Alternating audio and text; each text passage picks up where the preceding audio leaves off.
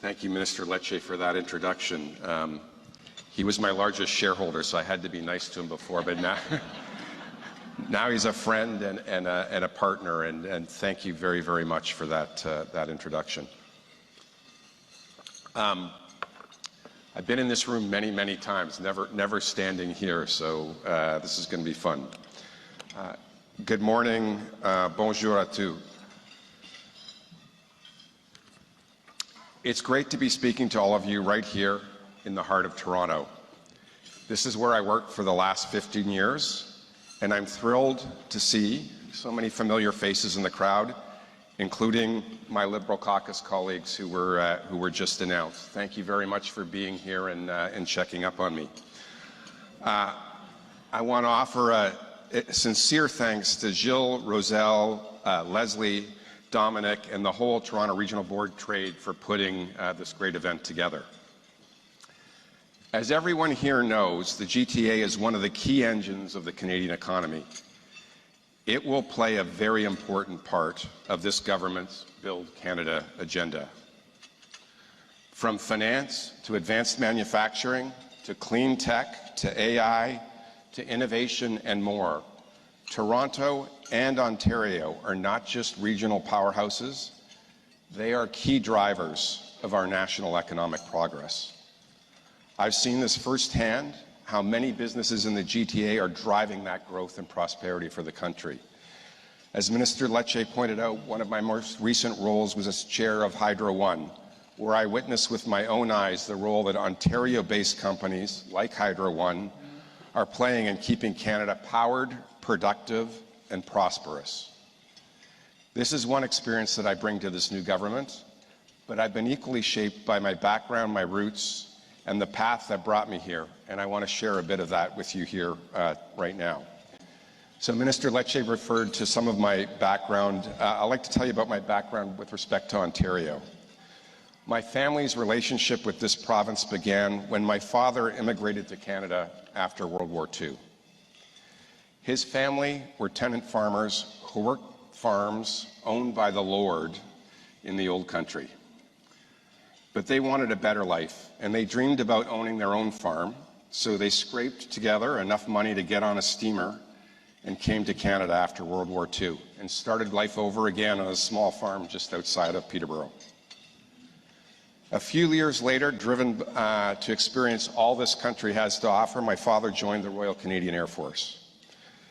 I came shortly thereafter and grew up an Air Force brat, moving every year or two across the country.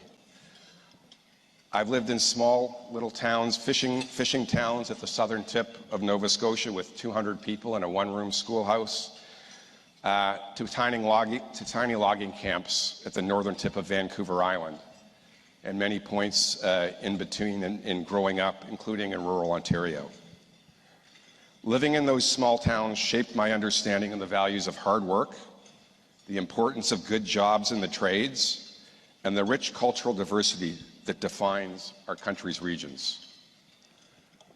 Following in my father's footsteps, when I was 17, I joined the Canadian Armed Forces. The Armed Forces where I learned is what service means and what it feels like to fight for something bigger than oneself. It was that similar instinct to serve years later that brought me to the Bank of Canada under the then Governor Mark Carney as we were rebuilding the Canadian economy at the end of the great financial crisis. And it was that instinct that led me to pick up the phone again earlier this year when Mr. Carney suggested that there was another opportunity to serve this great country in what he calls a pivotal moment. In between my time in the Armed Forces and this spring, however, I spent most of my professional life working in the private sector, including right here in Toronto. In those roles, I learned a lot about energy and the resource industries that are, by many metrics, the most significant economic engines in this country.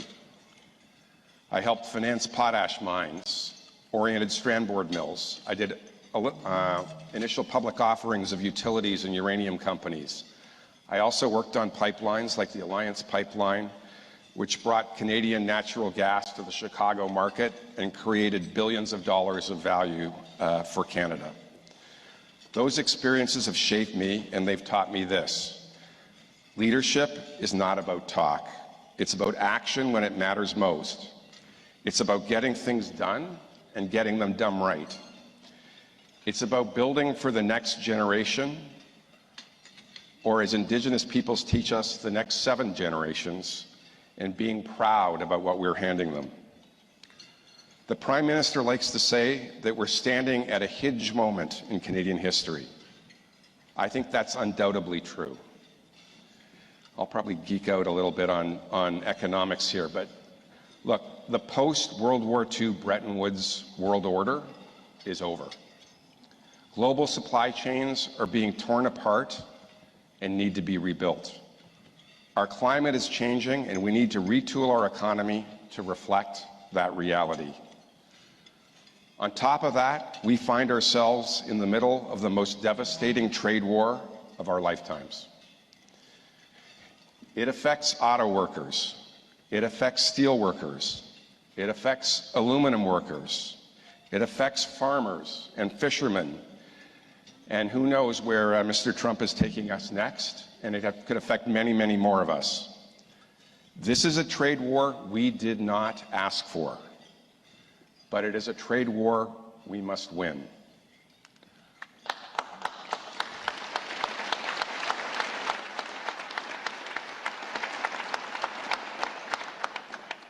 Ultimately, we're facing a new world order defined by one thing above all else: instability.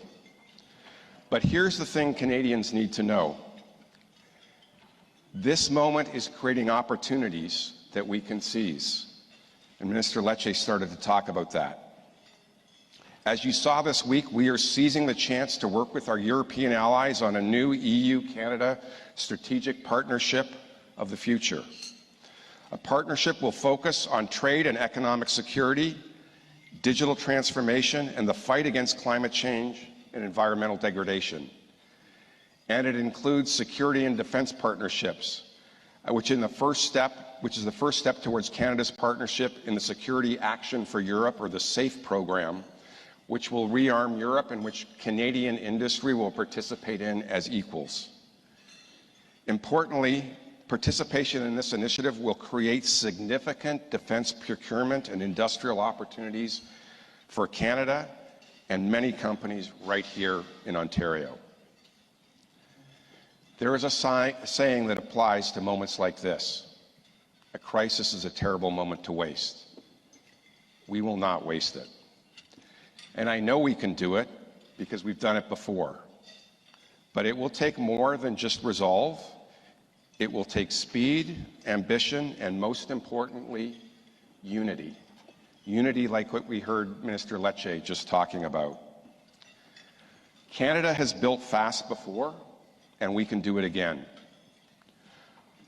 During and after World War II, perhaps the last time we faced such a transformational upheaval of the world order, Canadians did not hesitate.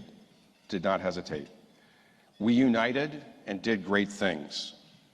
We mobilized our workforce and industrial base with staggering speed.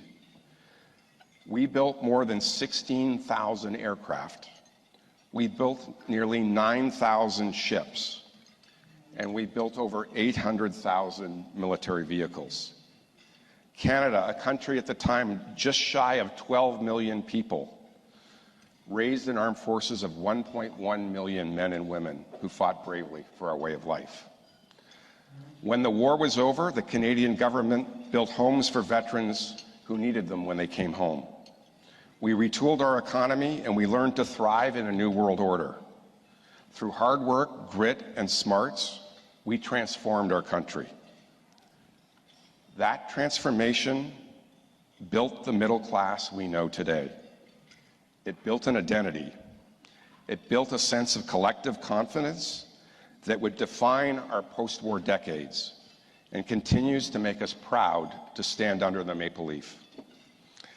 As one wartime poster proclaimed, every Canadian must fight. It showed a soldier and a factory worker standing side by side. Now we must stand side by side once again, from coast to coast to coast. Indigenous and non-Indigenous peoples, industry, small business, and entrepreneurs. We need that same spirit today. And we will find it. We will find it in our communities, in our businesses, in our labor movements, in our innovators, and in every region of this country that is hungry to contribute. And I can tell you, I saw that in spades in Saskatoon. Your government is working hard to lay the foundation for just that. Last week, the House of Commons passed the One Canadian Economy Act, what I would say is a nation-defining piece of legislation. The Act is about building faster, moving people and goods more freely, and unlocking the potential of Canadian workers, communities, and resources in every part of this country. It creates the conditions to get more projects off the ground, projects that benefit our national interest, projects that will be sponsored by Indigenous peoples, provinces, territories, and most importantly, the private sector. We know that if we want to build faster, we can't be duplicating regulatory efforts, delaying decisions, or creating bottlenecks between jurisdictions. We must act like a single country, not a patchwork of 13 jurisdictions. That's why this legislation creates a major projects office that will coordinate and expedite reviews focused on how the project will be built, as opposed to whether it will be built. For proponents, they will now have just one point of contact to make sure things stay on track. Crucially, an Indigenous Advisory Council will be an integral component of this office. The Council, along with consultations with Indigenous peoples and rigorous environmental reviews, will inform a single set of binding federal conditions on projects of national interest. These conditions will include mitigation measures to protect the environment and to respect the rights of Indigenous peoples. To ensure consultation is done right, the federal government will also be investing $40 million in capacity building to strengthen Indigenous participation in the assessment and consultation process. Moreover, to continue to put Indigenous people at the center of nation-building initiatives, the first thing we will do is in launching the implementation of this legislation is full-day summits with First Nations, Inuit, and Métis rights holders, leadership, and experts. The first of these summits will be on July 17th, where the Prime Minister will meet with First Nations right holders. The goal here is to create certainty that catalyzes investment. As someone who spent most of my career allocating capital, I believe it's important that Canadians understand that to achieve the certainty that leads to investment and prosperity, we must reduce inefficiencies, we must harmonize standards, and we must improve transparency. When businesses see inconsistent rules, unclear timelines, or duplicative review processes, they hesitate to invest. And as everyone in this room knows, when they hesitate to invest, projects stall, costs climb, and opportunities vanish. But when our federal, provincial, and Ontario governments send clear signals that we're serious, coordinated, and committed to delivery, investment follows.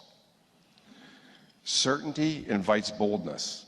It turns ambition into action. It gives industry, investors, and trading partners confidence that Canadian projects will get built and Canadian goods will get to market.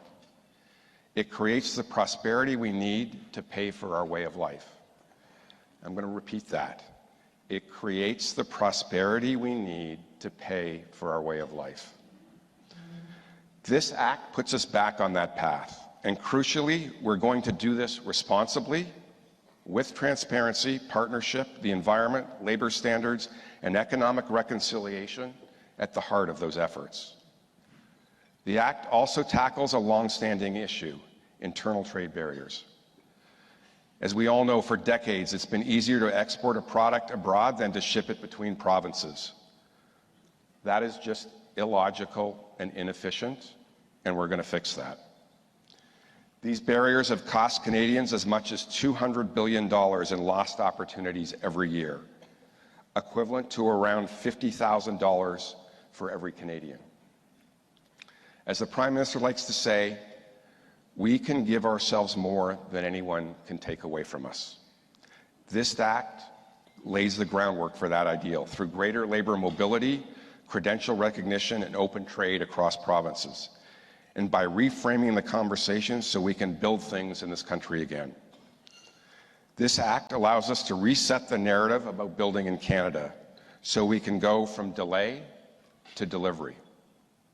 So what does delivery look like? It begins with a vision to build Canada into a conventional and clean energy and natural resources superpower.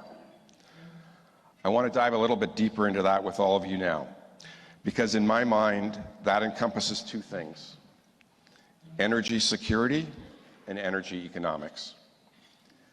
Energy security means sovereignty over our destiny, our industries, our wallets, and our climate. It means being able to heat our homes in January, power our farms in July, and run our factories all year long without worrying about what's happening outside our borders.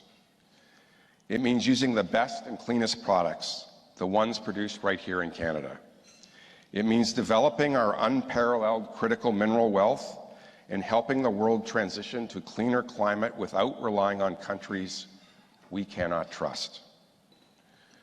We will get that security and sovereignty by ensuring we have the ports, the roads, the railways, and the energy infrastructure in place to sell our products to our allies who share our values, not just our borders.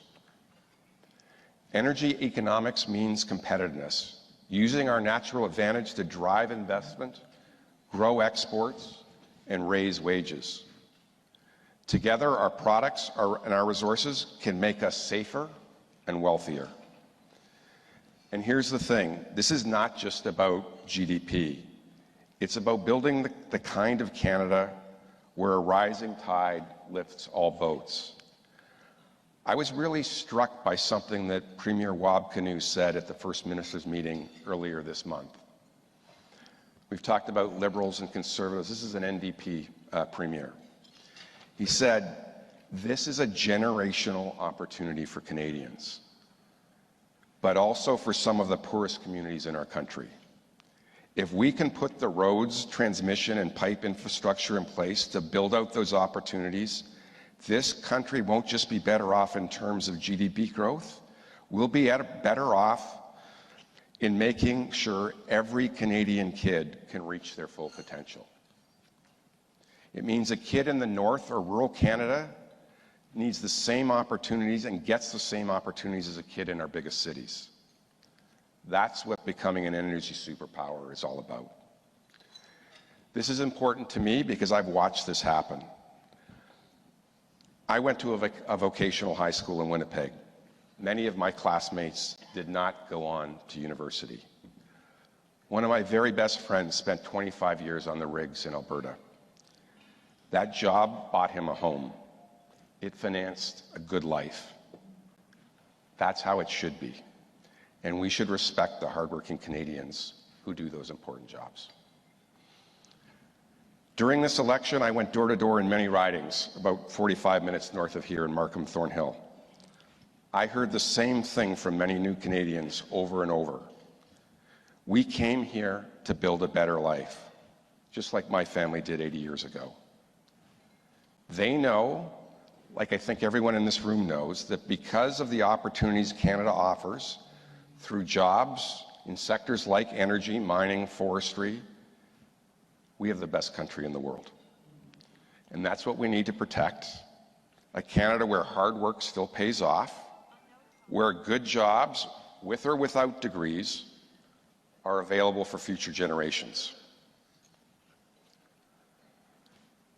Switching gears a bit. Now, when it comes to delivering on significant, ambitious energy projects, Ontario certainly knows a thing or two.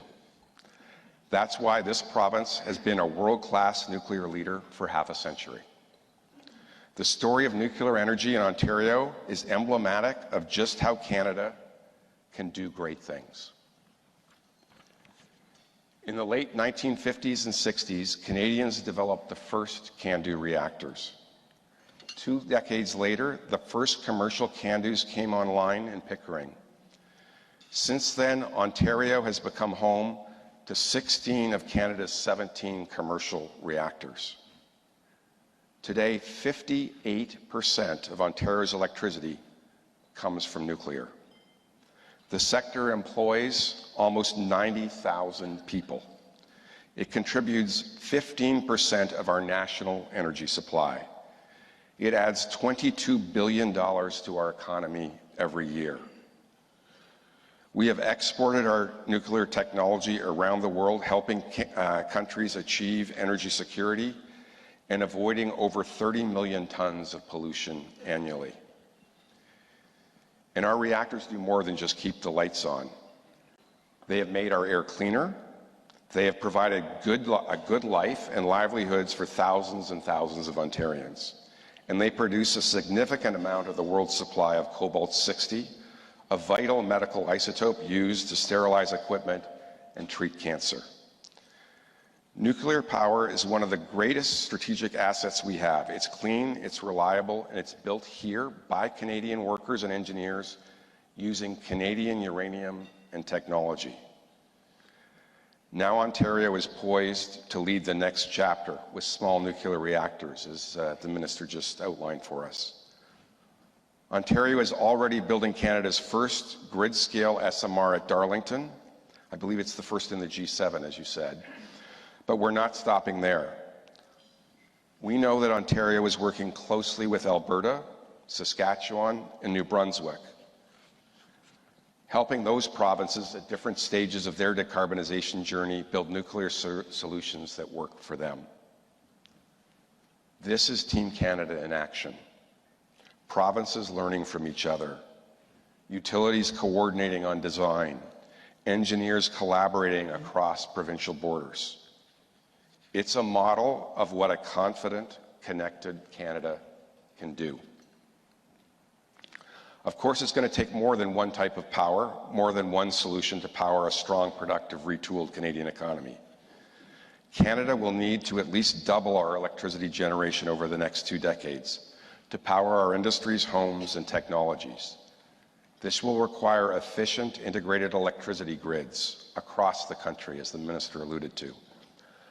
Our new government is committed to working quickly with provinces and territories on east-west and north-south transmission interties. It's part of what the Prime Minister means when he says one economy, not 13.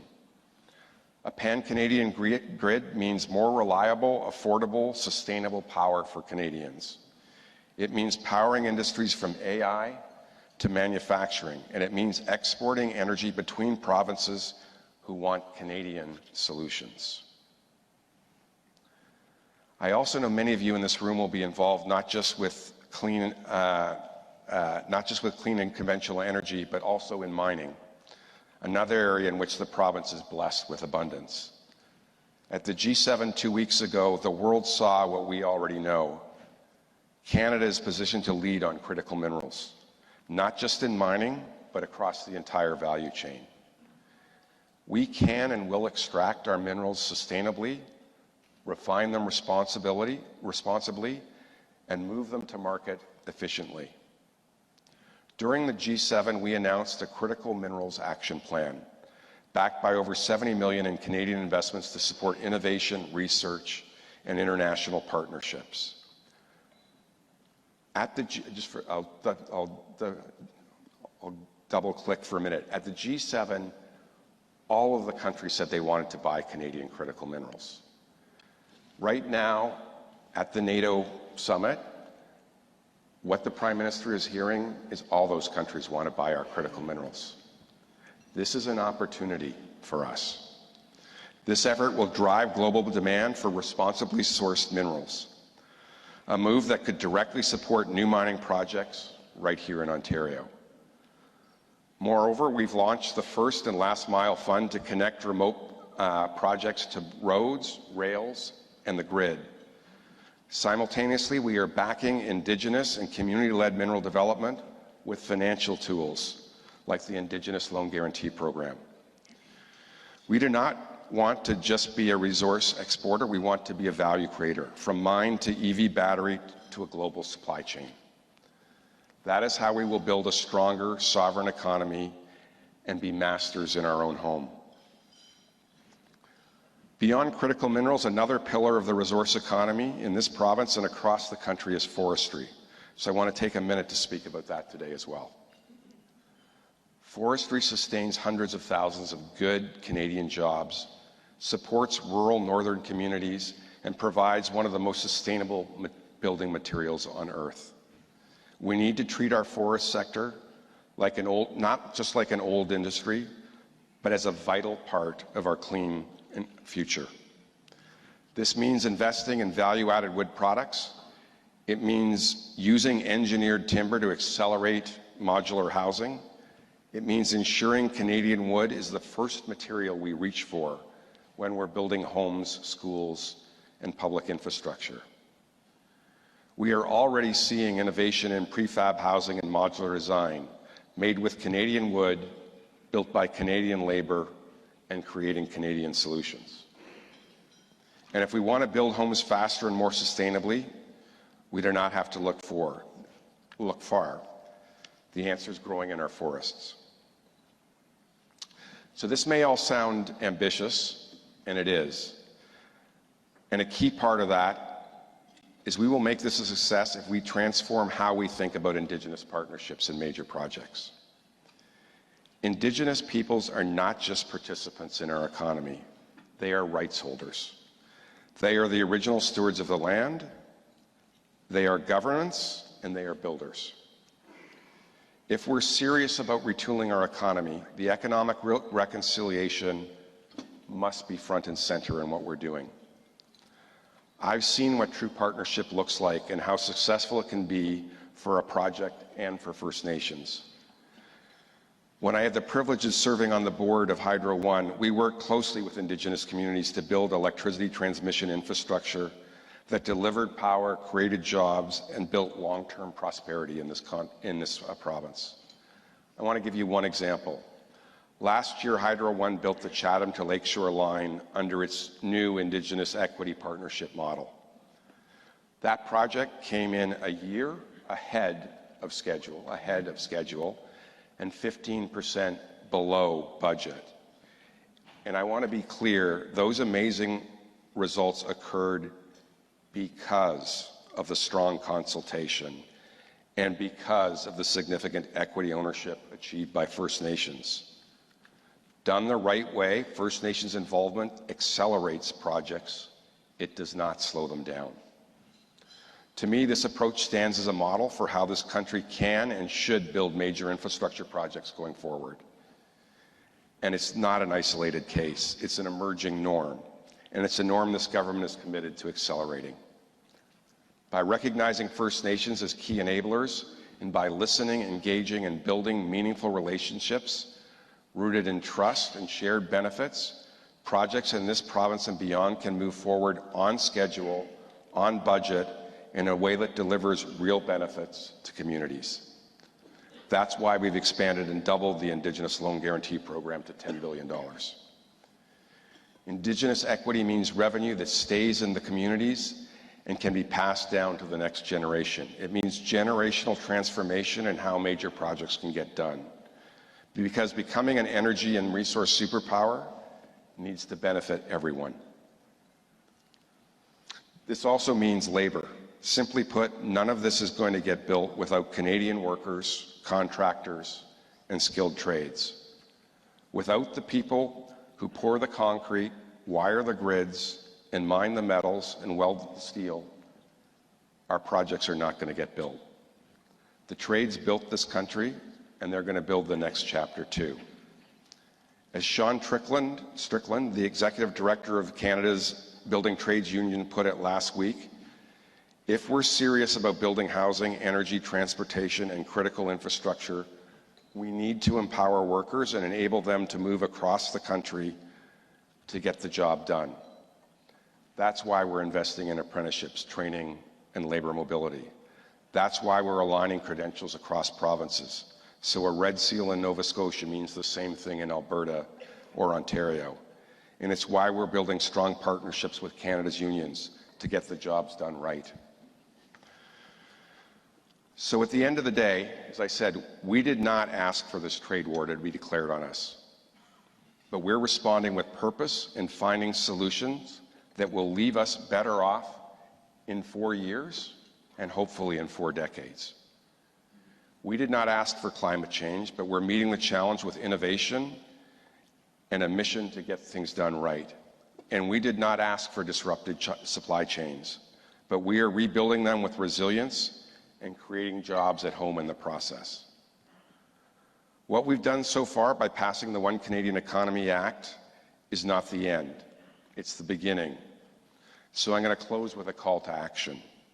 To business leaders in this room, it's time to bring your best ideas forward. To Indigenous peoples, it's time to lead with your vision and partnership and bring your best ideas forward. To provinces and territories, and I know he won't wait long, it's time to bring your best ideas forward. To workers and unions, it's time to double down on your skills, strength, and determination. And to everyone in this room, it's time for ambition. It's time to be a real, conventional, and clean energy superpower. It's time to build, and we're going to do it together. Thank you.